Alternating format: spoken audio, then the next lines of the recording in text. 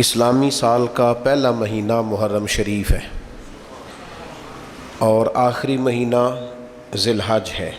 جس طرح ہم بہت ساری چیزوں کو یاد رکھتے ہیں، اس طرح ہمیں اسلامی مہینوں کو بھی یاد رکھنا چاہیے۔ اس کی وجہ یہ ہے کہ ہماری جتنی بھی عبادات ہیں وہ اسلامی تاریخوں کے حساب سے ہیں۔ رمضان کے روزے اسلامی تاریخ کے حساب سے، عید الفطر، عید الاضحیٰ اسلامی تاریخ کے حساب سے، حج کریں گے لوگ تو وہ بھی اسلامی تاریخ کے حساب سے۔ تو ہمیں اسلامی تاریخوں کا، اسلامی دنوں کا، ماہ و سال کا ضرور خیال کرنا چاہیے۔ اللہ تعالی ہمیں اس کی توفیق عطا فرمائے۔ ماہ محرم الحرام کا چاند جیسے ہی طلوع ہوتا ہے اور اگلے دن جیسے ہی آفتاب نمودار ہوتا ہے تو دلوں کے اندر خود بخود نبی رحمت نور مجسم شفیع معظم صلی اللہ تعالیٰ علیہ وسلم کی مقدس آل پاک کے تذکرے اور آپ کی مقدس عطرت کی یادیں لوگوں کے ذہنوں میں، دلوں میں اور نہا خانوں میں تازہ ہو جاتی ہیں۔ فطرتی تقاضا یہ ہوتا ہے کہ جب محبوب سے کامل محبت ہونا تو محبوب کی ہر چیز سے محبت ہو جاتی ہے۔ تکمیل ایمان اس کا نام ہے کہ مسلمان ہر چیز سے بڑھ کر نبی پاک صلی اللہ تعالیٰ علیہ وسلم سے محبت کرے، اور جب ہر چیز سے بڑھ کر حضور سے پیار کرنا ہے تو پھر نبی پاک سے نسبت رکھنے والی ہر چیز سے پیار کرنا ہے۔ ہمارے ہاں لوگ اس معیار پر پورا نہیں اترتے، وہ محبت میں بھی تقسیم کے قائل ہیں۔ حضور علیہ السلام کی نسبت رکھنے والی ہر چیز سے پیار کرنا، چونکہ حضور سے جو پیار ہے، تو جتنی بھی چیزیں، جتنی بھی نسبتیں حضور کے ساتھ جڑیں گی وہ قابل احترام نہیں، وہ قابل محبت بھی ہیں۔ ان کا احترام کیا جائے گا تو دل کی گہرائیوں سے، پیار کیا جائے گا تو دل کی گہرائیوں سے۔ تو حضور علیہ السلام کی اولاد پاک تو ویسے ہی خون رسول ہے نا، وہ تو نبی پاک علیہ السلام کا خون ہے۔ اس کا احترام وہ صرف جذباتی تقریروں میں نہیں ہونا چاہیے، ان کا پیار صرف لفظوں کے ہیر پھیر میں نہیں ہونا چاہیے۔ انسان کی کیفیات، اس کے دل کے اندر بسنے والی خواہشات اور اس کی روح کی گہرائیوں تک جو چیز اتری ہوئی ہو وہ رسول پاک کی اولاد پاک کا پیار ہے، اور پھر وہ ہمہ پہلو ہو، صرف ایک زاویہ نگاہ سے نہ ہو۔ چونکہ حضور کی ہر نسبت سے پیار کرنا ہے تو جس طرح نبی پاک کی اولاد سے پیار کرنا ہے نا، اسی طرح پھر حضور کے اصحاب سے بھی پیار کرنا ہے۔ نبی پاک علیہ السلام کی بارگاہ عالی مرتبت میں جن لوگوں نے وقت گزارا، جنہوں نے حضور کے اشارہ ابرو پر جانیں قربان کی، جن لوگوں نے نبی پاک علیہ السلام کے ساتھ مل کر دین کی تبلیغ کی اور جد و جہد کی اور عملی طور پر نفاذ دین میں اپنا کردار ادا کیا، ان لوگوں سے محبت کرنا، ان سے پیار کرنا اور ان کے لیے اپنے دل کے اندر عقیدت کے جذبات رکھنا یہ بھی ضروری ہے۔ یہ جو آج کل ہمارے ہاں محافل ہوتی ہیں نا، مجالس ہوتی ہیں دینی، ان دینی محفلوں میں بھی بہت سارے لوگوں کا مقصود جو ہوتا ہے وہ تبلیغ دین نہیں ہوتا الا ماشاءاللہ۔ یہ تھوڑی سی کڑوی گولیاں ہیں، اسے ضرور استعمال کیجئے گا، فائدہ ہوگا انشاءاللہ تعالی، فائدہ ہوگا۔ بہت سارے لوگوں کا مقصود تبلیغ نہیں، اگر تبلیغ مقصود ہونا تو پھر داد کی ضرورت ہی نہیں۔ لیکن اسٹیج پر محفل میں کھڑا ہوا ہر شخص اسٹیج پر داد چاہتا ہے، وہ چاہتا ہے میں ایسی انوکھی بات کروں کہ لوگ واہ واہ کریں۔ آپ کوئی انوکھی بات نہ کریں، آپ انوکھی بات کرتے کرتے دین کی بہت ساری چیزوں کے بارے میں غلط رائے دے جاتے ہیں۔ آپ نقطہ بیان کرتے کرتے بعض اوقات وہاں چلے جاتے ہیں کہ جہاں دین کی بعض حدوں کو آپ کراس کرتے ہیں۔ آپ داد نہ لیں، کو ضروری ہے قوم سے داد لیں؟ قوم سے داد لینا ضروری نہیں، اللہ سے اس کی رضا لینا ضروری ہے۔ میں ایک جگہ پہ تقریر کے لیے چلا گیا تو وہاں ایک صاحب نے بڑے جذباتی اور والہانہ انداز میں ہمارا استقبال کیا، تو وہ استقبال کرتے مجھے کہنے لگے، پیر صاحب آج انج دی تقریر کرو کہ بندے راضی ہو جان۔ میں نے آخیا نہ بھائی میں تو وہ کرنی ہے جن نال اللہ راضی ہو جائے. بندے شندے راضی کرنا مشکل کام ہے, یہاں آپ رہنے دے, وہ کریں گے جس سے اللہ راضی ہو. ہم نے نا یہ جو مزاج پیدا کیا ہے نا, اس مزاج کو بدلنے کی ضرورت ہے. اس لیے یہ سخت جملہ ہے, مہربانی کرنا اگر کسی کو محسوس ہو کہ میں نے سخت بات کی ہے تو آپ درگزر کریں گے, پر میں نے کہنی ضرور ہے. یہ میری زبردستی ہے. اسٹیج پر بہت سارے لوگ اب واعظ و نصیحت کے لیے, تقریر کے لیے چڑھے ہوئے ہیں, اور وہ صرف اسٹیج پر نہیں رہے, اب وہ سوشل میڈیا کے ذریعے عام ہیں. وہ لوگ نہ تو دین کا درد رکھتے ہیں الا ماشاء اللہ, نہ پوری دنیا میں اسلام کو جن مسائل کا سامنا ہے ان مسائل کا ادراک رکھتے ہیں. اسلام کی کون سی تصویر ہم نے دنیا کے سامنے پیش کرنی ہے اس کا شعور ہی نہیں رکھتے. مجھے کہہ لینے دو کہ اسٹیج پر وہ لوگ چڑھ گئے ہیں جو فن کا مظاہرہ کرتے ہیں, وہ اپنا فن دکھاتے ہیں, لوگوں سے داد وصول کرتے ہیں. چلیں میں نے کہا تھا آپ نے درگزر کرنا ہے, کر دیں گے. داد بھی لیتے ہیں, ساتھ امداد بھی لیتے ہیں. وہ داد امداد لے کے وہ نکل جاتے ہیں, قوم لڑتی رہتی ہے, لوگوں کے اخلاقیات بگڑتے رہتے ہیں, نفرت کا فروغ ہوتا ہے. امت کہاں چلی جاتی ہے, کتنے حصوں میں بٹ جاتی ہے, کتنے بکھیر دیا جاتا ہے, فکر ہی کوئی نہیں. کیا محبت صحابہ اس بات کا نام ہے کہ آپ صحابہ کا ذکر کریں گے تو اہل بیت کو کمزور کریں گے؟ کیا محبت اہل بیت اس کا نام ہے کہ حضور کی اولاد کا ذکر صرف اس صورت میں کیا جا سکتا ہے کہ کسی اور کو کمزور کر کے دکھایا جائے؟ اعلیٰ حضرت کے سامنے کسی نے کہا نا نبی پاک علیہ السلام کی تعریف میں کہ شان یوسف جو دبی وہ بھی اسی در پہ دبی, تو فاضل بریلوی فرمانے لگے حضور تو کسی کو دبانے آئی نہیں, تو حضور پھر کیا کہوں؟ فرمایا تو کہہ شان یوسف جو بڑی وہ بھی اسی در سے بڑی. چونکہ قرآن مجید میں سورہ یوسف آ گئی تو قیامت تک جناب یوسف کو تلاوت کیا جائے, ان کا تذکرہ ہوگا, تو شان یوسف جو بڑی وہ بھی اسی در سے بڑی. نفرت انگیزی کا ماحول پیدا کیا جاتا ہے, اور اتنی بڑی قربانی جس سے امت کو کھڑا کیا جا سکتا تھا. امام حسین کا تذکرہ امت میں روح پھونک سکتا تھا, قوم کے جوانوں سے بیساکھیاں چھینی جا سکتی تھیں, سہارے چھینے جا سکتے تھے, انہیں ان کے پیروں پر کھڑا کرنے کا حوصلہ دیا جا سکتا تھا, لیکن وہ تو ہم نے دے دیا فن کا مظاہرہ کرنے والوں کے ہاتھوں میں, وہ تو ہم نے غیروں کو دے دیا, وہ تو مزہ لینے والے لوگوں کو دے دیا جو واہ واہ کر رہے ہیں, واہ واہ کرا رہے ہیں, وہ تو کسی اور رنگ میں بات چلی گئی. او خدا کے بندو, یہ میرے محبوب کی نسبتیں ہیں. حضور کی تو جو گلی سے گزر گیا ادب سے وہ بھی شان والا ہو گیا, تو جس ابو بکر صدیق نے ساری زندگی ساتھ گزاری ہے, جس فاروق نے عمر بھر درویزہ گری کی ہے, حضور کے دروازے پر نوکری کی ہے, اور جس عثمان غنی نے نظریں جھکا کے وقت گزارا ہے, اور جس مولا علی شیر خدا نے اس طرح کی وفائیں کی ہیں کہ جان بھی مدینے والے کے نام پر قربان کر دی. آپ ان لوگوں کے بارے میں تھوڑا سا سوچیں, ان سے فیوز و برکات حاصل کریں. اور پھر ایک اور بات, ہمارے ذمہ نبی پاک علیہ السلام نے یہ لگایا ہے کہ صحابی کا نجوم, صحابہ ستارے ہیں, تم جس کے پیچھے چلو گے اللہ ہدایت دے گا.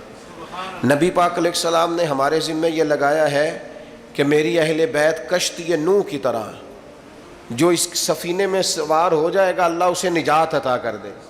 ہم نے ان لوگوں کے ساتھ ان کے پیچھے بیٹھ کر ہدایت لینی ہے, ان کے قدم بقدم چلنا ہے. ایک مثال چھوٹی سی عرض کرنے لگا, بڑوں سے نہ سیکھا جاتا ہے, بڑوں پر بحث نہیں ہوتی. کسی کا والد اگر کسی کو کوئی بات سمجھانے لگے تو بیٹا اگر اس سے پوچھے کہ ابا جی آپ کتنا پڑھے ہوئے ہیں, تو اس نے ٹھیک کیا ہے. وہ کہے بیٹا آپس میں لڑا نہ کرو, بیٹا کہے ابا جی آپ اپنے بھائی سے کبھی نہیں لڑے, تو یہ ٹھیک ہے, اس نے ٹھیک کیا ہے. ٹیچر آ گیا کلاس میں, اس نے آتے ہی کہا فرسٹ ایئر کے اسٹوڈنٹ سے کہ کتابیں نکالو بھائی, میں اردو کا ٹیچر ہوں, چلو سبق پڑھیں. تو ایک بیچ میں سے نوجوان بولا, وہ کہنے لگا جناب آپ ایم اے اردو ہیں, اسٹوڈنٹ ہیں, اور اگر آپ ایم اے اردو ہیں تو آپ نے پھر بی ایڈ یا ایم ایڈ کیا ہوا ہے, اور اگر آپ نے یہ کیا ہوا ہے تو پھر ساتھ یہ بھی ذرا بتا دیں کہ آپ میرٹ پہ ہیں کہ سفارش پہ ہیں. میرا خیال ہے جب وہ یہ سوال اپنے ٹیچر سے کر رہا ہوگا تو ٹیچر سب کے جواب دیتا رہے گا، ہاں ہاں بیٹا میں نے ایم اے کیا ہے، پھر میں نے ایم ایڈ، نہیں وہ دے گا جواب؟ اللہ کرے میں آپ کو سمجھا سکوں بات۔ او خدا کے بندو، ہم نے صحابہ اور اہل بیت سے دین سیکھنا ہے، ان کی ڈگریاں نہیں چیک کرنی، ان کے مشاجرات پر کلام نہیں کرنا، ہم نے تو دین سیکھنا ہے۔ چپ کر کے غلامی کرو۔ غلام غلامی کرتے ہیں، غلام تبصرے نہیں کرتے، غلام بحثیں نہیں کرتے، غلام ادھر ادھر کی کہانیاں چھیڑتے، اور جو کہانیاں چھیڑے مانا یہ ہے پڑھنا نہیں چاہتا، جو تبصرے کرے مطلب یہ ہے کہ یہ سیکھنا نہیں چاہتا۔ تو ان لوگوں سے سیکھیں، تربیت لیں۔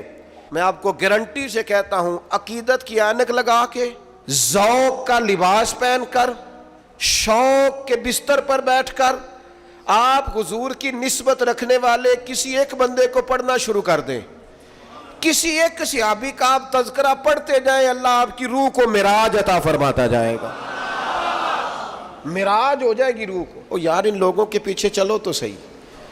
یہاں تو میرے بھائی جو 4 دن کسی محدث کے پاس بیٹھے، وہ کہتا ہے فلاں کا شاگرد ہوں، کسی فقیہ کے پاس بیٹھے کہتا ہے فلاں کے پاس بیٹھا ہوں، کسی دانشور کے، صوفی کے، صاحب حال کے پاس بیٹھے تو کہتا ہے مجھے اس کی مجلس میسر آئی ہے۔ اور صحابہ تو وہ صحابہ تھے جن کی ہر صبح عید ہوتی تھی، خدا کا قرب حاصل تھا، نبی کی دید ہوتی تھی۔ اتنے بڑے لوگ۔ 2 باتیں کبھی نہ بھولنا اپنی زندگی میں، میں بڑے درد سے کہتا ہوں۔ میں کبھی سوچتا ہوں نا کہ جو صورتحال ہم دین کی بتاتے ہیں نا، معاذ اللہ مشاجرات چھیڑتے ہیں، کہانیاں بناتے ہیں اور تاریخی حوالوں کو الٹ پلٹ کر کے بیان کرتے ہیں، اور جو رنگ دیا جاتا ہے، میں سوچتا ہوں کہ اگر کفار ان باتوں کو سنتے ہوں گے، مشرکین اور منافقین سنتے ہوں گے تو کیا کہتے ہوں گے؟ لیکن آج فیمس وہ بندہ ہے جو بدتمیز زیادہ ہے، فیمس وہ بندہ ہے جو ان بحثوں میں زیادہ الجھتا ہے، فیمس وہ شخص ہے جو ذرا کو تھوڑی سی انوکھی بات کرتا ہے۔ آج زیادہ ہماری توجہ ان چیزوں کی طرف جاتی ہے جن میں ذرا فسادات کی بات زیادہ ہوتی، فرقہ واریت کا عنصر غالب ہوتا ہے، اس طرف ہم زیادہ شوق سے۔ خدا را امت کو کیا فوٹو دکھا رہے ہیں آپ؟ کیا؟ میں کل رات اپنے دوستوں سے کہہ رہا تھا کہ یار ہم نے تو بڑا انقلاب دینا تھا اس قوم کو۔ محرم شریف آتا ہے تو بحث شروع ہو جاتی ہے، امام حسین کے نام کا لنگر پکانا چاہیے، نہیں پکانا چاہیے، محفل کرنی چاہیے کہ نہیں کرنی چاہیے، وہ شہید ہوئے تھے تو مانا کیا تھا، تو کیا بحث میں گزر جاتا ہے سارا مہینہ لڑائی میں۔ سفر آتا ہے، اولیاء اللہ کا ذکر شروع ہوتا ہے تو لوگ شروع ہو جاتے ہیں، داتا صاحب نہیں کہنا چاہیے، غریب نواز نہیں کہنا چاہیے، فلاں کو یہ نہیں کہنا چاہیے، الجھ گئے۔ وہ کہتے کیا تھے، پیغام کیا تھا، بتانے کیا آئے تھے، اس میں سارا وقت بیت جاتا ہے۔ کم از کم جب سے ہم نے شعور سنبھالا ہے، میلاد شریف آیا نہیں اور بحث شروع ہوئی نہیں، کرنا چاہیے کہ نہیں کرنا چاہیے، یہ کیا جا سکتا ہے تو حدود کیا ہیں، قیود کیا ہیں، شرائط کیا ہیں، اس کی اصل کیا ہے، ان کو کن اصولوں کے تحت پرکھ کر کن جزیات کے تحت جائز کر، بحث ہی بحث ہے۔ کیا دین فقط بحث کے لیے آیا دنیا میں؟ کیا صرف بحث کریں گے؟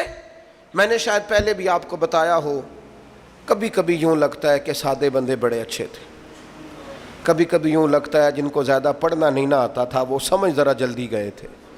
میری والدہ صاحبہ 10 محرم کو مجھے کہتی جا میں نے ٹھوٹیاں لے آ کے دے، میں امام حسین علی کھیر ٹھوٹیاں وہ تقسیم کرنی ہے، تو سائیکل چلا کے کوئی 3-3.5 کلومیٹر جانا پڑتا تھا۔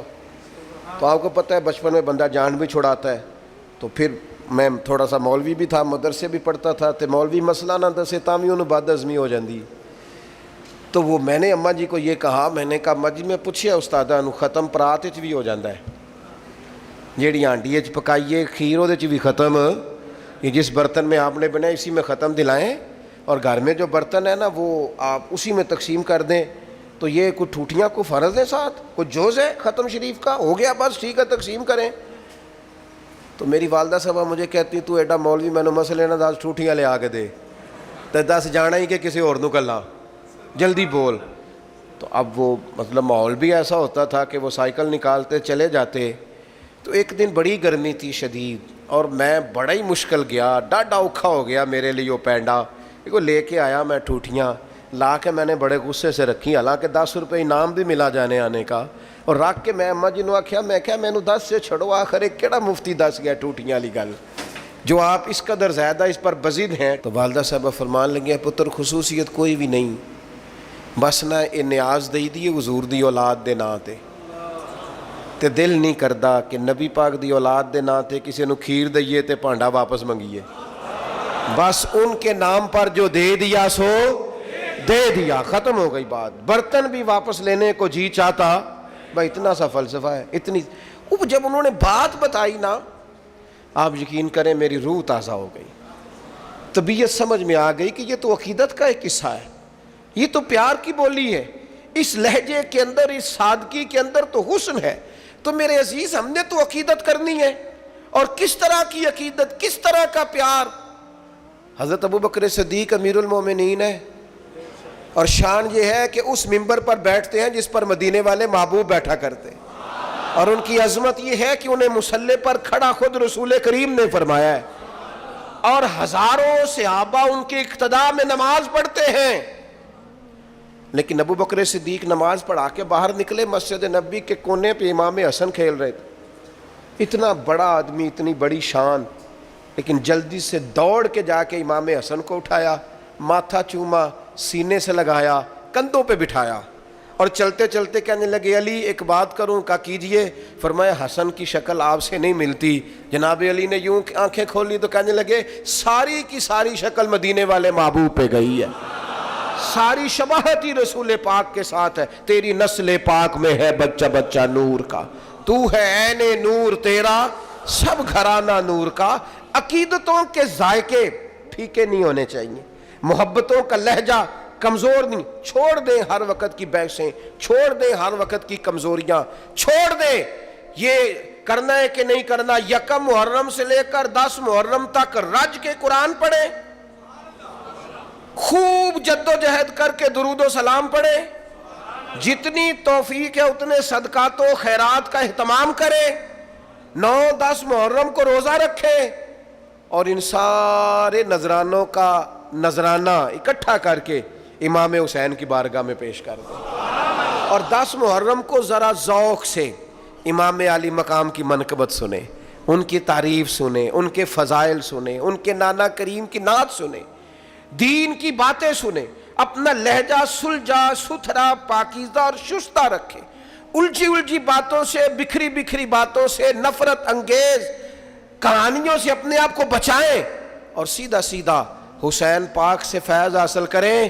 یاد رکھنا, جس گھر میں میرے محبوب کی اولاد کا تذکرہ ہوتا ہے, اللہ اس گھر میں بسنے والوں کی اولاد پر بھی فضل فرمایا کر. لہٰذا اس الجھاؤ سے اپنے آپ. اور دوسری بات یہ ہے, بے ادب لوگ جو ہوتے ہیں نا, بے ادب لوگ, وہ معاشرے میں نحوست پیدا کرتے ہیں. بے ادبی تکلیف دہ ہوتی ہے جس حال میں بھی ہو, بے ادبی اذیت ناک ہوتی ہے. ادب جو ہوتا ہے نا, ادب وہ قرار پیدا کرتا ہے. آپ کے ٹیچر سے آپ نے ذرا اونچی آواز میں بات کی نا, تو بیچارہ ٹوٹ جاتا ہے اندر سے, کہتا ہے یار یہ میں اس کا استاد ہوں, اس نے کیسے بات کی میرے ساتھ. بے ادبی توڑ دیتی ہے. آپ نے ابا جی کو کوئی سخت لفظ نہیں کہا, آپ نے والد صاحب سے بس اتنا ہی کہا تھا کہ ابا جی ٹھیک ہے ساری باتیں, پر آپ بھی کچھ سیانے ہو جائیں, اب زمانہ بدل گیا ہے. اتنے ہی لفظ کہے تھے, تو ابا ساری رات اپنے کمرے میں روتا رہا. وہ کہتا ہے پترو میں تے ٹائم نال ہی نویں کپڑے لینے چھڈتے سن کہ میرا پتر پالے, تو تو آنا میں سیانا ہی نہیں سا.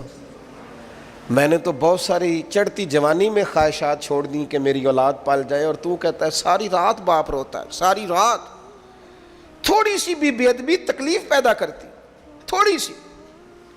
بچہ جب اپنی مرضی کا, تھوڑے دن پہلے, کچھ عرصہ پہلے ایک بزرگ مجھ سے ملنے آئے تو بڑا ہی روئے, رو رو کے جمعے میں چلے گئے. میرا ان سے پیار تھا, پرانا ربط تھا, تو میں کچھ کہہ نہیں سکا ان سے, لیکن میں نے کہا یار یہ آج چلو ہو سکتا ہے کوئی بات ایسی جمعے میں ہو گئی ہو, دل پہ لگ گئی. ایک دن میں سفر کر رہا تھا تو میرے دل میں پھر وہ یاد آئے. میں نے ان کو فون کیا, میں نے کہا اس دن مجھے آپ کی کیفیت. کہنے لگے صاحب رش بڑا تھا, بات تو کرنی تھی. ہو نہیں سکی. تو آپ واپس آئے تو مجھے بتائیے گا. میں واپس آیا, ان کو بلایا تو وہ پھر رونے لگ گئے. میں نے کہا کیا ہوا؟ کہنے لگے صاحب میرے پاس کل جمع پونجی جو تھی نا وہ میں نے بیچ کے بچہ باہر بھیجا تھا, اور میرا بڑا خیال تھا, میرے چاؤ تھے, میں بڑے دنوں سے منصوبہ بندی کر رہا تھا کہ میرا بیٹا نا آپ کو اپنے لیے الگ سے مکان خریدے, بنائے, سوارے, سجائے. لیکن مجھے آج پتہ چلا ہے کہ 1 سال ہو گیا, اس نے تو جگہ خرید بھی لی ہے, مکان بن بھی گیا, مجھے تو بتایا ہی نہیں. دیکھو مینوں کوئی تکلیف ہونی سی, وہ مجھے بتا دیتا. مجھے کہیں سے پتہ چلا ہے تو میں نے اس کو فون کر کے کہا کہ پترو میں گل سنی ہے. وہ کہنے لگا ابا جی بس وہ میں کیا دساں گا تو میں تمہیں سرپرائز دینا سی. کہنے لگے کئیوں غیروں کو زیادہ پتہ ہے مجھ سے اور مجھے پتہ. کہنے لگے ٹوٹ گیا ہوں, سمجھ نہیں آتی کہاں جاؤں, کوئی بات بھی بڑی نہیں. میں تو خود راضی تھا, میں نے خود اسے کئی دفعہ کہا بھی تھا کہ پتر تھوڑی سی بھی بے ادبی تکلیف پیدا کرتی ہے, اور آپ صرف اتنا کہہ دے والد صاحب سے کہ ابا جی جنج کہو گے کر لیں گے, آپ جیسے کہیں گے ویسے. آپ ہلکا سا مشورہ کریں, رائے لیں, ساتھ شامل کریں. ادب حسن پیدا کرتا ہے. بے ادبی, آپ آ رہے تھے بڑی پجاروں میں بیٹھ کے اپنے گاؤں, اور آپ کا ٹیچر جو تھا میٹرک پی ٹی سی جس نے پرائمری میں پڑھایا تھا وہ سائیکل پہ نکل رہا ہے آپ کے گاؤں سے باہر, اور رستے میں ملاقات ہو گئی. آپ جب پجاروں سے نیچے اترے استاد جی کو سلوٹ کیا اور پھر کہا استاد جی یہ سائیکل یہاں کھڑا کریں, میں گاڑی پہ چھوڑ کے آتا ہوں. استاد جی نے جانا سائیکل پہ ہی ہے, لیکن دعائیں بڑی دینی ہے, پتر اللہ تینوں اور رتبہ دے اور بلندی دے. لیکن دوبارہ جب استاد سائیکل پہ بیٹھتا ہے تو اسے محسوس ہوتا ہے میرا سائیکل پجاروں سے مہنگا ہے, اس لیے کہ پجاروں والا تو اتر کے سلوٹ کر رہا ہے. یہ جو ادب ہوتا ہے نا, ادب یہ حسن پیدا کرتا ہے. یہ جو بے ادبی ہوتی ہے یہ تکلیف پیدا کرتی ہے. یاد رکھنا زندگی میں مر جانا, پر کسی صحابی کا یا حضور کی اولاد پاک میں سے کسی کی بے ادبی نہ کرنا, کسی شخص کے بارے میں اپنے لفظوں کو کمزور نہ کرنا. یہ معمولی لوگ نہیں ہیں, یہ وہ لوگ ہیں جنہیں اللہ نے محبوب کی غلامی کے لیے چنا ہے. خدا را کبھی اس طرف نہ جانا. بے ادبی تکلیف پیدا کرتی, بے ادبی اذیت پیدا کرتی ہے, بے ادبی خوفناک صورتحال اختیار کر جاتی. ادب کے دائرے کے اندر رہنا, ادب کے دائرے میں بے ادبوں سے اور بے ادبوں کی باتوں سے بچنا, بچ جانا ان سارے لوگوں سے جو بے ادبیاں کرتے ہیں اور چیزوں کو نکال کے لاتے ہیں. خدا را مجھے بتاؤ نا کتنے لوگوں نے دشمنی کی میرے نبی پاک سے, معاذ اللہ, یہودیوں نے, نصارہ نے, مشرکین نے. حضور نے کبھی کسی کا عیب اچھالا؟ کیسے مسلمان ہیں؟ کیا انداز زندگی ہے؟ تیری تقریر ہی مکمل نہیں ہوتی جب تک تو بڑے لوگوں کی توہین نہ کرے. تجھے مزہ ہی نہیں آتا گفتگو کرنے کا جب تک سینکڑوں لوگوں کی پگڑیاں نہ اچھالے. کون سا دین تو دنیا کے سامنے پیش کر رہا ہے کہ جب تک تو بہت سارے لوگوں کو رسوا نہ کر دے تیری گفتگو ہی مکمل نہیں ہوتی؟ یاد رکھنا یہ دین وہ ہے جس میں تو کہا جاتا ہے کہ دروازہ رسول پہ آؤ نا تو ذرا لفظوں کا چناؤ کر کے آؤ. لا تقولوا رائنا وقولوا انظرنا, رائنا نہ کہنا, انظرنا کہنا. لفظوں کا چناؤ. اور لا ترفعوا اصواتکم فوق صوت النبی, دیکھنا اپنی آواز کا والیوم چیک کرنا, محبوب کی آواز سے تمہاری آواز اونچی نہ ہونے پائے. اے پائے نظر ہوش میں آ, یہ قوے نبی ہے. آنکھوں سے بھی چلنا یہاں بے ادبی ہے. دائرہ ادب, ادب حسن ہے, ادب وقار ہے, ادب شائستگی ہے, کبھی بے ادب نہ ہونا. اور اپنی زندگی میں ایک تیسری بات, اہل بیت نبوت کی محبت. ادھر دیکھو میری طرف, قرآن مجید میں رب فرماتا ہے قل لا اسألکم علیہ اجرا الا المودۃ فی القربى. محبوب علیہ الصلوۃ والسلام آپ اپنے غلاموں سے فرما دیں کہ میں تبلیغ دین پر تم سے کوئی اجر نہیں مانگتا, ہاں میرے قریبیوں سے پیار کرتے رہنا. صدر الافاضل, بدر المماثل, خلیفہ اعلی حضرت مولانا سید نعیم الدین صاحب مراد آبادی اس خزائن العرفان میں لکھتے ہیں, فرماتے ہیں حضور کی اولاد کی محبت دین کے فرائض میں سے ہے. یہ میرے امام نے لکھا ہے. حضور کی نہ سنت کہا نہ واجب کہا, فرمایا رسول پاک کی اولاد پاک کی محبت فرائض دین میں سے ہے. اور ان لفظوں پر تو واری ہو جانے کو دل کرتا ہے۔ حضور فرمانے لگے یہ حسن اور حسین ہے، جس نے ان سے محبت کی اس نے مجھ سے محبت کی، اور فرمایا جس نے ان سے بغض رکھا اس نے مجھ سے بغض رکھا۔ ان کی محبت میری محبت ہے، ان سے عداوت مجھ سے عداوت ہے۔ اپنے انداز کو پیار والا بنائے، آپ کی طبیعت سے ان کا پیار چھلکے، یعنی ظاہر ہو کہ آپ ان سے محبت کرتے ہیں۔ وہ آپ نے دے دیا ایسے لوگوں کے ذمے جن کا یہ کاروبار ہے، جو تجارت کرتے ہیں ان ناموں پر، جو پیسہ کماتے ہیں۔ مجھے کیا لینے دو، محرم آیا تو کچھ لوگوں کا سیزن آیا، پھر ربیع الاول آئے گا تو کچھ لوگوں کا سیزن آئے گا۔ یہ سیزن ہے، وہ قربانیاں دے گئے اور تم سودے کرتے پھرتے ہو، یہ تم نے ریٹ ڈالا ہے، میں خیال نہیں آتا تذکرہ کس کا ہے، اور تم باتیں کیا کرتے ہو۔ یہاں تم ان کی قربانیوں کا ذکر کر رہے ہوتے ہو اور اسٹیج کے پیچھے تم پیسوں کی گنتی کر رہے ہوتے ہو۔ یہ معیار بنایا تم نے۔ کیا کہا تھا قرآن مجید نے کہ میری آیتیں سستے داموں نہ بیچ ڈالنا، اور تم نے سودا بھی کیا تو کیا کیا۔ پر مصیبت اور بھی ہے نا، ایک آج ہمارے زمانے کی ایک بہت بڑا مسئلہ یہ بھی ہے، وہ کہتے ہیں پیر صاحب اگر پیسے نہیں لیتے ہو تو روٹی کیوں کھاتے ہیں؟ یہ بھی بتاؤ یہ روٹی کیسے کھاتے ہیں؟ وہ بھائی نظر نذرانے کی مخالفت نہیں، وہ تو نبی پاک علیہ السلام نے حضرت عمر کو دیا تو جناب عمر کہنے لگے حضور نہیں لینا، تو حضور فرمانے لگے جو بن مانگے، یہ بخاری کی حدیث ہے، فرمایا جو بن مانگے ملے وہ تو اللہ کی طرف سے ہے، اس کی مخالفت ہی نہیں۔ لیکن سوال تو یہ ہے کہ یہ تجارت تو نہیں نا، یہ آپ کا بزنس تو نہیں نا، آپ نے کوئی کاروبار تو نہیں نا اس کو بنا لی۔ آپ جو ریٹ کرتے پھرتے ہیں یہ کیا معیار اور کیا سٹیٹس آپ نے بنایا؟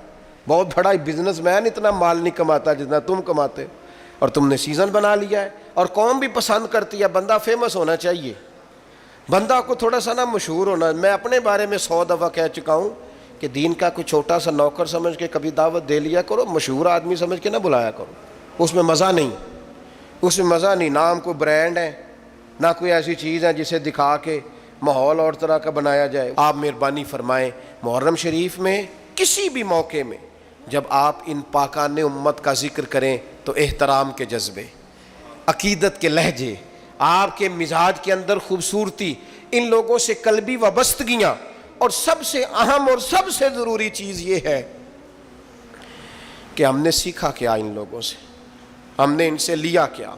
وہ خاص بات جو ہم نے ان سے لینی ہے اور سیکھنی ہے اس پر ضرور توجہ کریں۔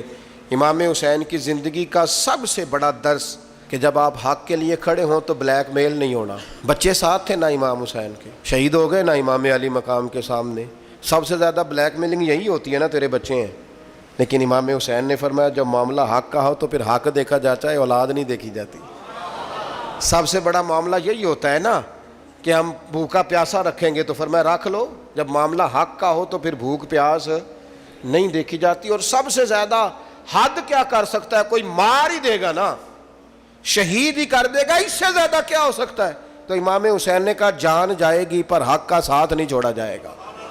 یہ جو چھوٹی چھوٹی باتوں پہ مسلمان ڈپریشن، ٹینشن، پریشانی، میں کہتا ہوں جو بندہ امام علی مقام کی سیرت صحیح طریقے سے پڑھ لینا اور فکر حسین کو سمجھ لے، زندگی میں لفظ ٹینشن اس کی زبان پہ آ نہیں سکتا، لفظ پریشانی سوال ہی پیدا نہیں ہوتا۔